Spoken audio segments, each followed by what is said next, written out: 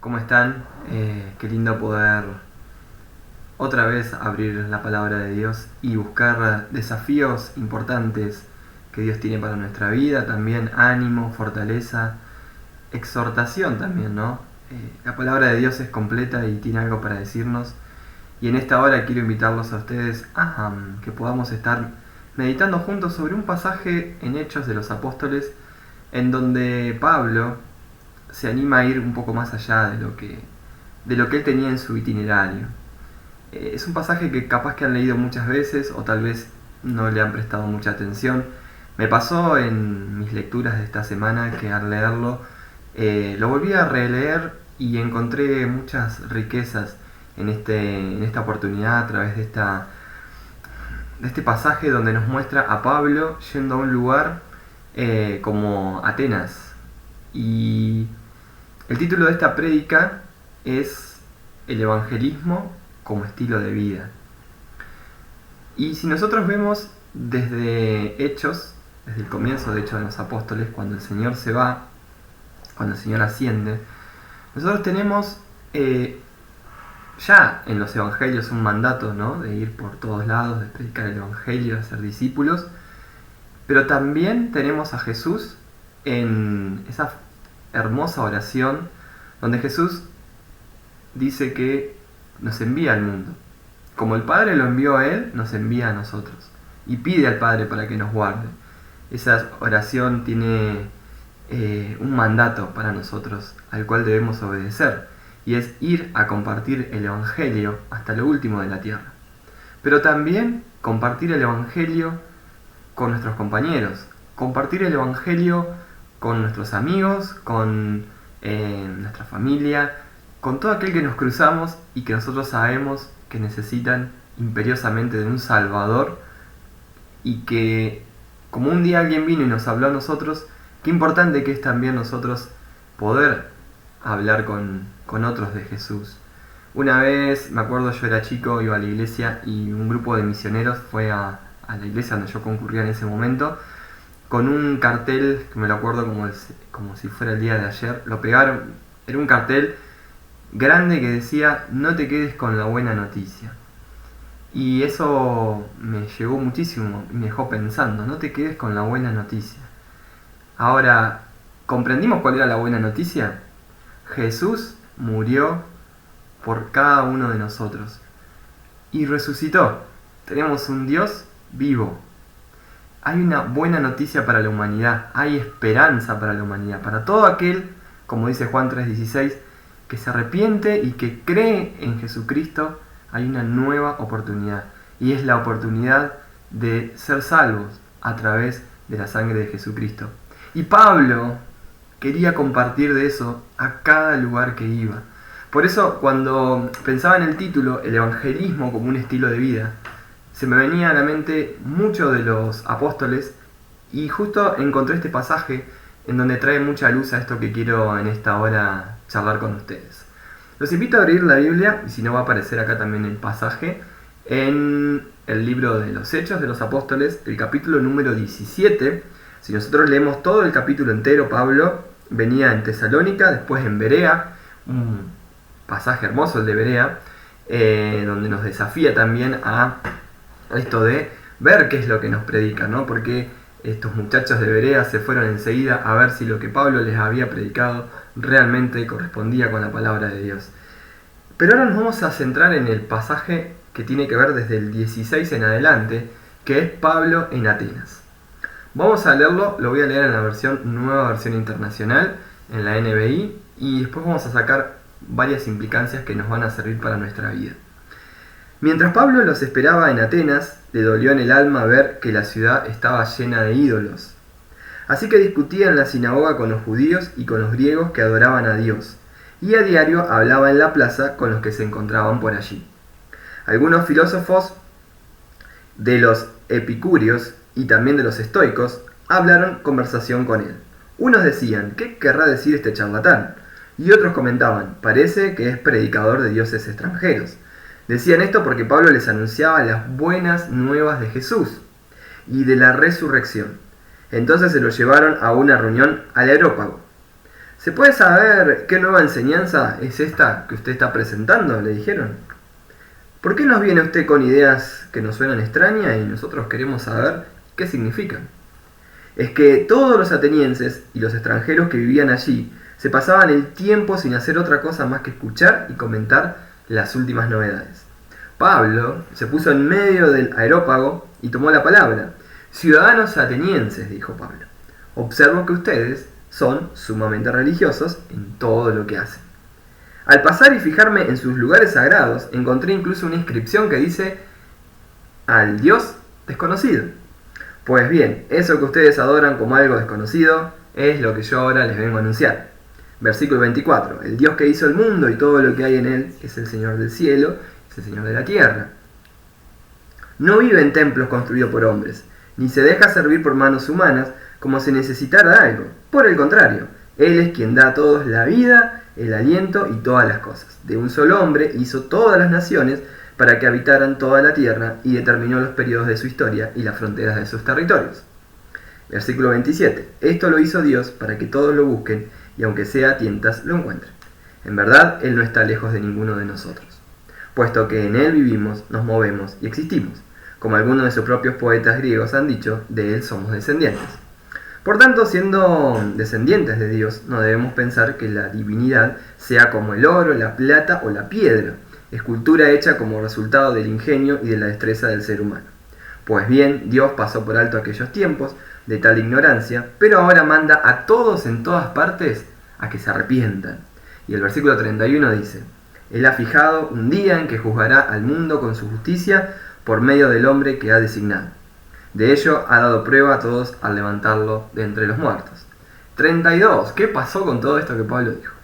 Cuando lo oyeron estos griegos, estos atenienses, y cuando oyeron la parte de la resurrección, dice el versículo 32 que unos se burlaron, pero otros le dijeron, queremos que usted nos hable en otra ocasión sobre este tema. En ese momento Pablo salió de la reunión. Algunas personas se unieron a Pablo y creyeron. Entre ellos estaba Dionisio era miembro del Areópago, y también una mujer llamada Dámaris y otros más. Este pasaje ha sido muy discutido por muchos eruditos y han dicho, ¿saben lo que han dicho de este pasaje? Este es el fracaso de Pablo.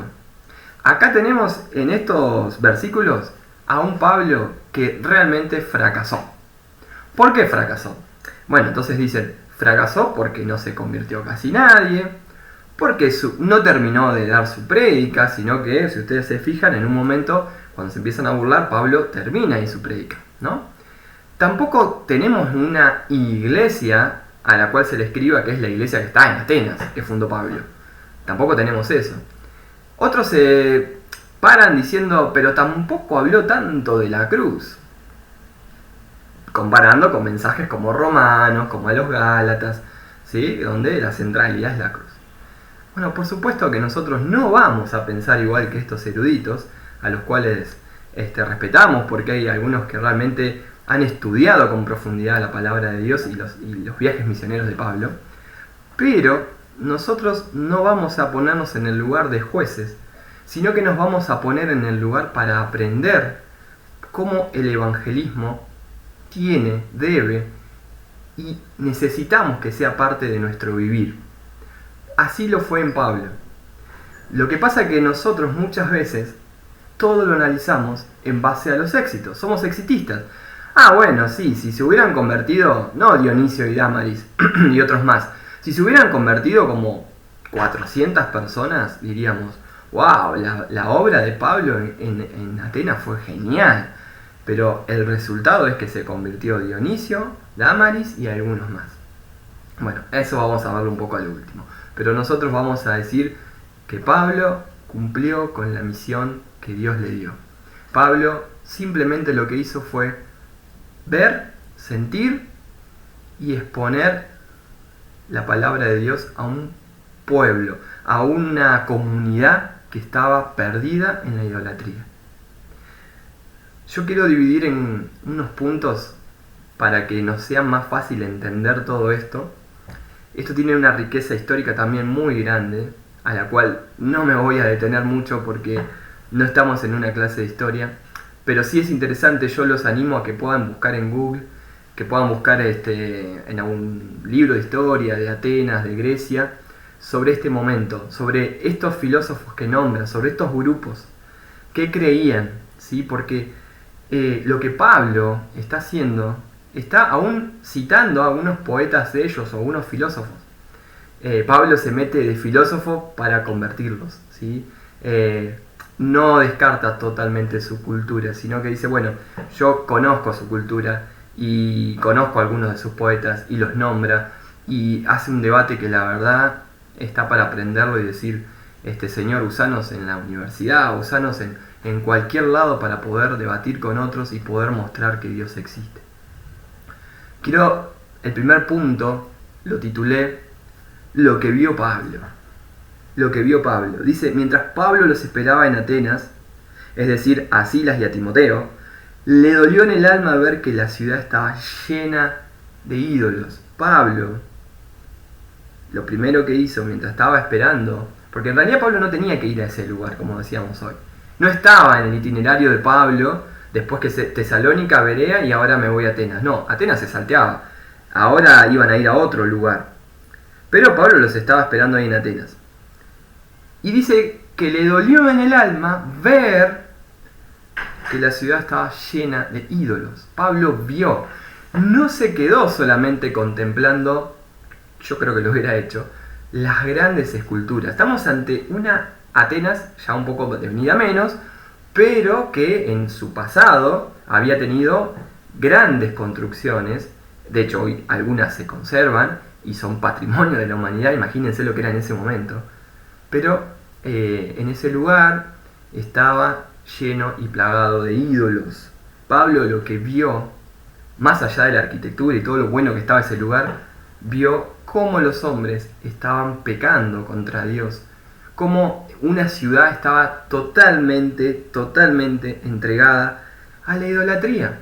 Para ellos la gloria nacional eran los dioses, los ídolos.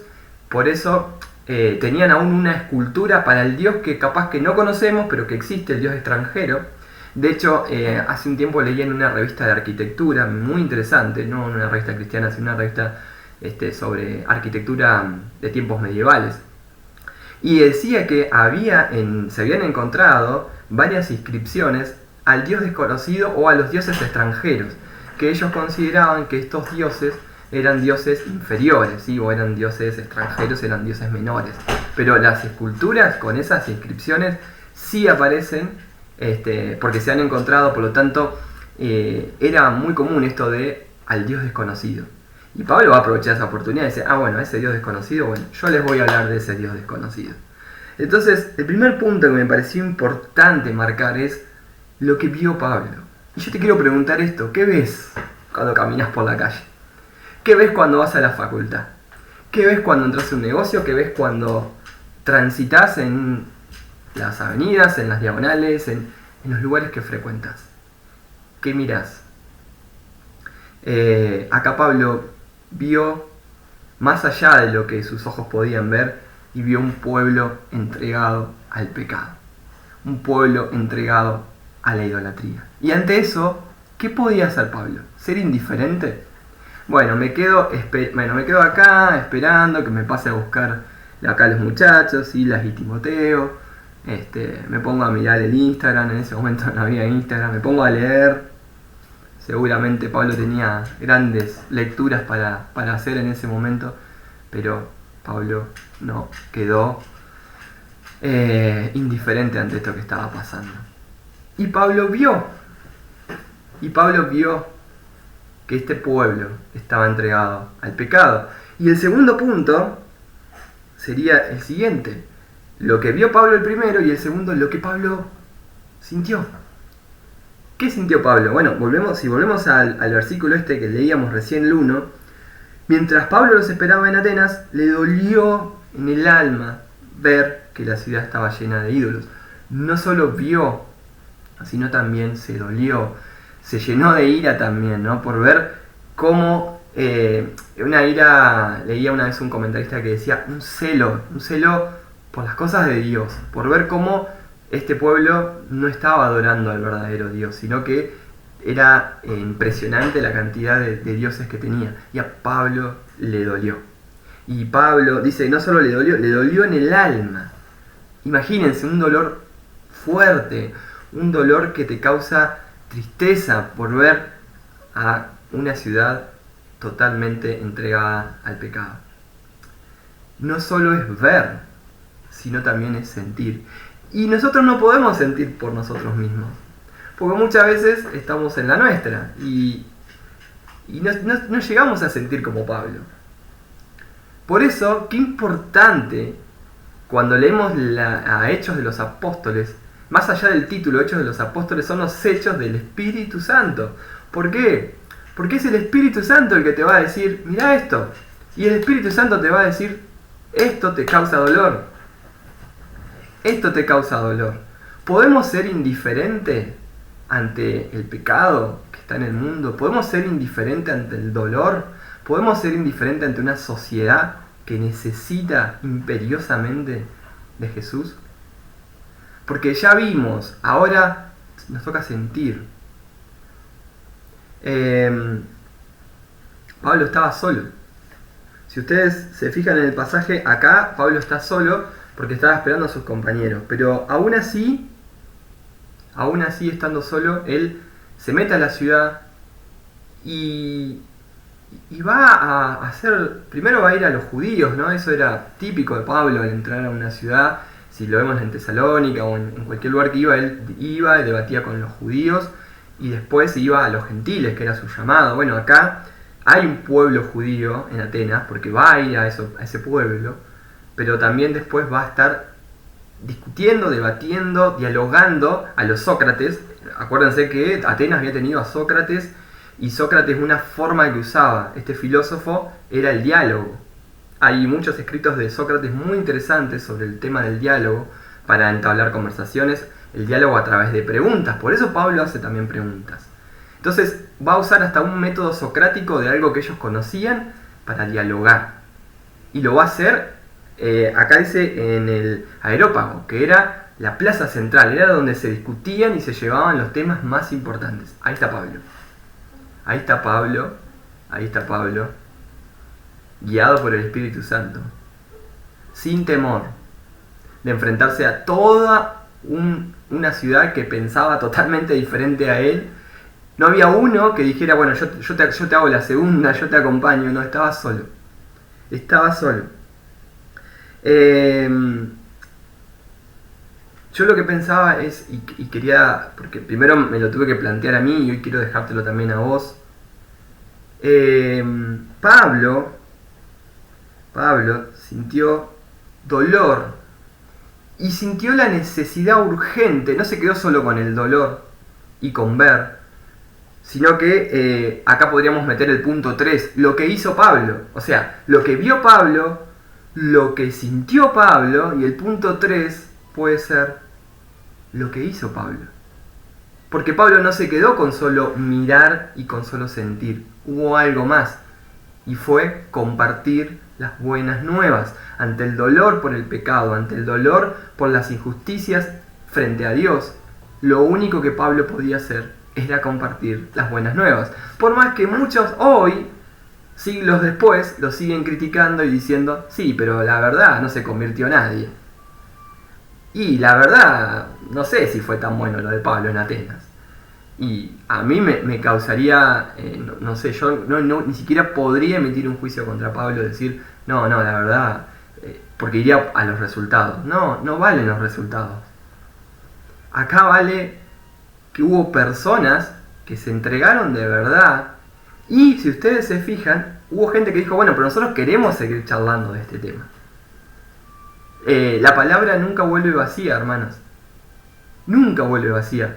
¿Saben a la cantidad de personas que uno le ha hablado de Jesús y en el momento rechazan? Pero en un momento, esa palabra que fue sembrada en el corazón de alguien termina haciendo eso para lo cual, como dice Isaías, para lo cual lo mandé. O sea, no es en vano predicar el Evangelio a tiempo, a destiempo, donde sea, en cualquier ámbito, en la facultad o donde nos toque compartir. Se nos pueden reír, pueden descreer de lo que decimos, hasta pueden burlarse como se burlaron de Pablo. Pero nosotros no estamos mandados solo a ver el resultado, estamos mandados a predicar a Jesucristo y confiar que esa palabra no va a volver vacía.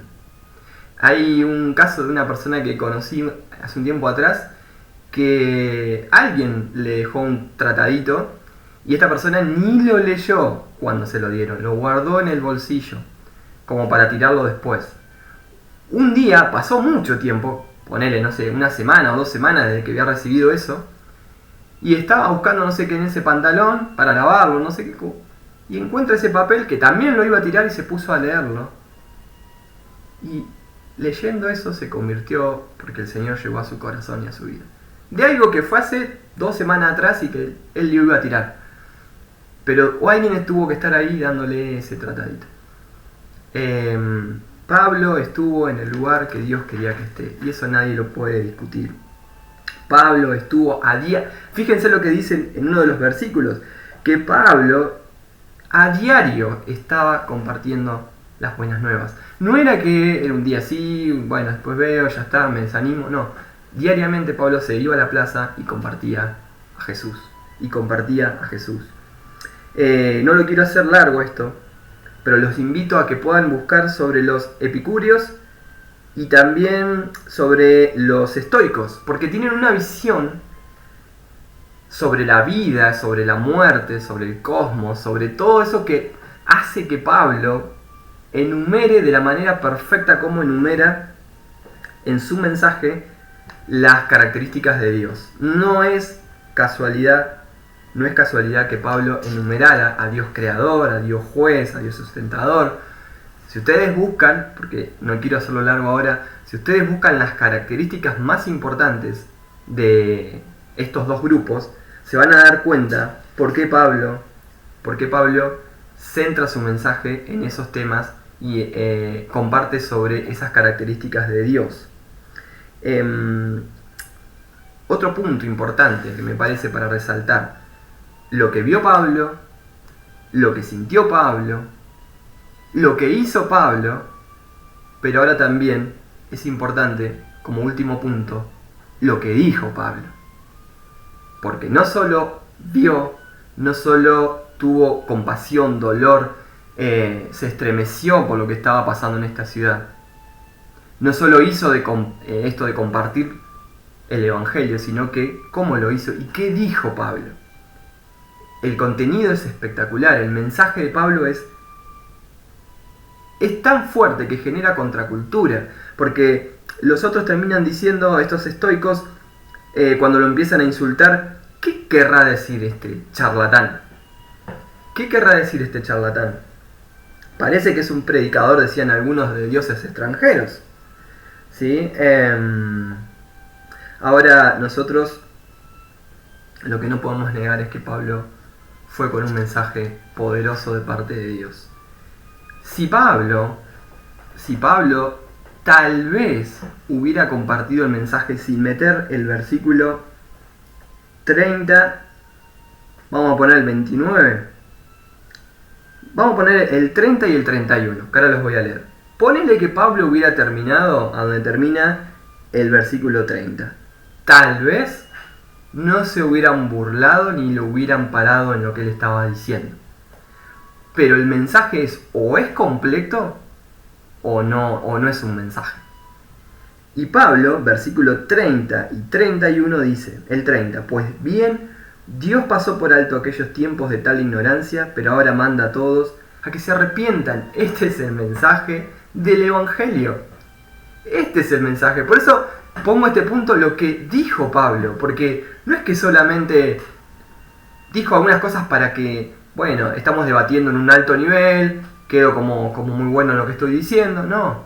Y se metió en un tema que ahí fue el de las risas y de las burlas, que fue cuando habló de la resurrección, porque los griegos tenían un gran problema con esto de la resurrección.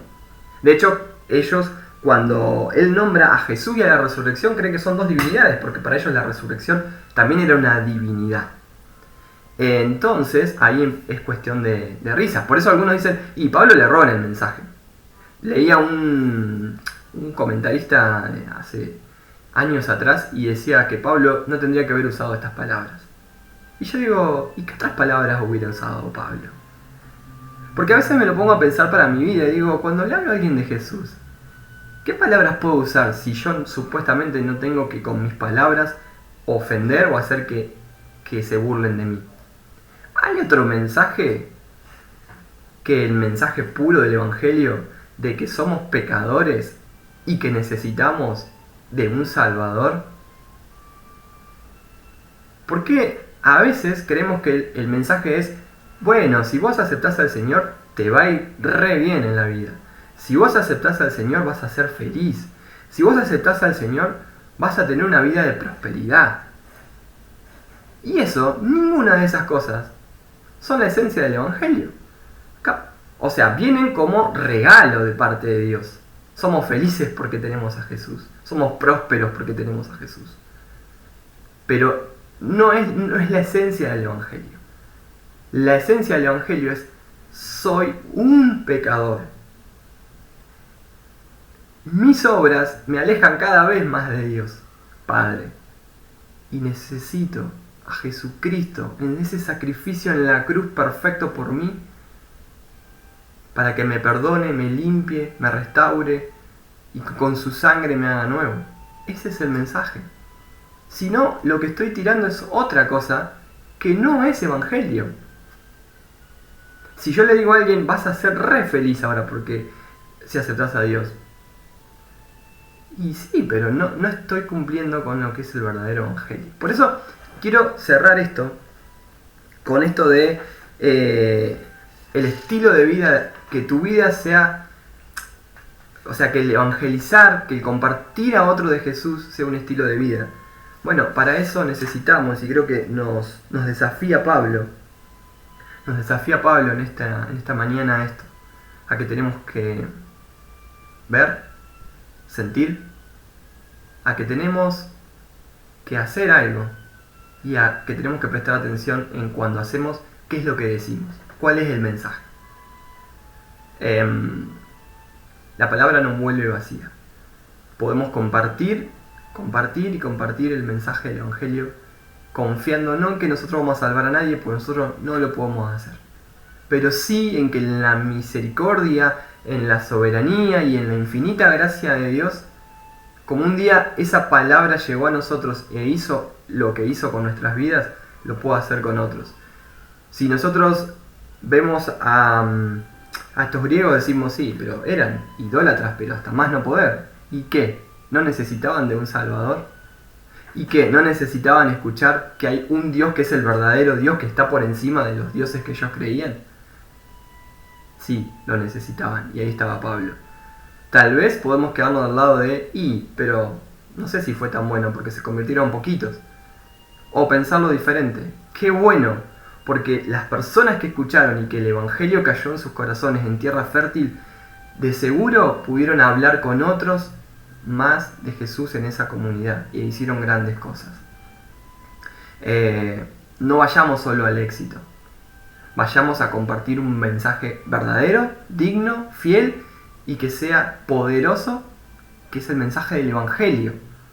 Porque el Evangelio es poder para salvar vidas, pero el verdadero Evangelio. Y que el compartir a otros de Jesús pueda ser algo que lo hagamos a diario, porque sentimos el dolor de aquellas personas que sin Jesús sabemos cuál va a ser su eternidad. Que el Señor nos siga desafiando, nos siga animando, nos siga acompañando en esta hermosa tarea que tenemos de compartir su palabra. Y recordar siempre que alguien un día nos compartió a nosotros ese Evangelio poderoso y que eso hizo que nuestras vidas cambien para siempre. ¿Por qué no hacerlo con otros? Y como ese cartel que un día vi, no te quedes con la buena noticia. Que el Señor los bendiga y sigamos compartiendo juntos de este hermoso domingo.